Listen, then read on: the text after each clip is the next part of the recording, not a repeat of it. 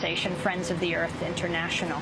You mentioned the issue of tar sands. Well, a group of youth and Indigenous activists from Canada staged an action outside the United Nations Climate Change Conference this morning here in Durban, South Africa.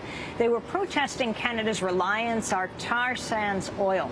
The activists gave delegates mock gift bags containing samples of fake tar sands along with tourism brochures for Canada and Canadian flags. Democracy Now! Spoke with some of the organizers. Hello, I'm from Canada. Here's your sample of tar sands. You're taking a catastrophic climate change. Hello. How are you doing? My name's Daniel Taselli. I'm Kashragotine Dene from Fort Good Hope, Northwest Territories in Canada. We're here today because Canada's Environment Minister Peter Kent has arrived in Durban, and he's made it very clear that he's here to push tar sands oil on the rest of the world and not to negotiate for a good agreement or to represent the people. So we thought we'd hold a little welcoming party for him and help him push the dirtiest oil on the planet, tar sands oil. The tar sands deposit is huge in Canada. It covers an area of boreal forest about the size of Florida.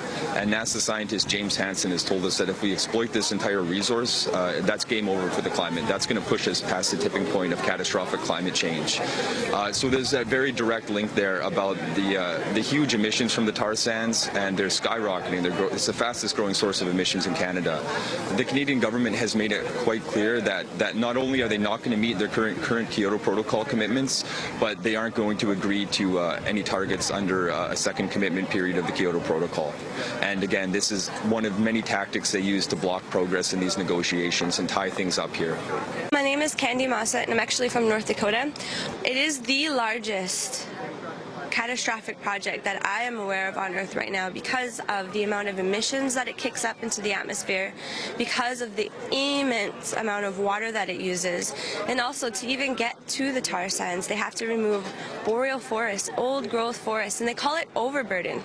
They just scrape it off and get rid of that, and then they dig down and move so many tons of earth, and then they squeeze out the last little 10% of oil that's actually in the sand, and then they have to use chemicals to make it liquid enough to be able to put it through the pipelines. It's much more toxic than any other kind of, sweet crude oil, so it's even worse.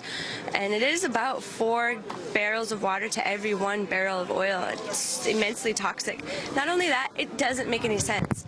They're actually using coal-fired power plants to get out the tar sands oil. They're using natural gas to get out the tar sands oil, and now they're talking about nuclear energy, building nuclear plants to be able to get out more of the tar sands oil. My name is Francois Paulette. I'm with the Dene Nation in the Northwest Territory. At this very moment, we are in ground zero. People in Fort Chip that are dying of cancer. There's unknown cancers that has come into our territory. The river that stretches from the tar sands to the Arctic Ocean and dumping all this waste, these hard chemicals, into the Arctic Ocean. And a lot of people are affected by this. The Oprah Winfrey Network has commercials that they've been airing about ethical oil. And they have women on there with their faces all covered and everything, as if the tar sands oil is more ethical than oil from Iraq or things like that. We bankrolled a state that doesn't allow women to drive, doesn't allow them to leave their homes or work without their male guardian's permission. Today, there's a better way. Ethical oil from Canada's oil sands. Ethical oil, a choice we have to make. It's ridiculous and insane. There's human rights abuses. People are dying in Canada as a result of the tar sands, and there is no such thing as ethical oil anywhere.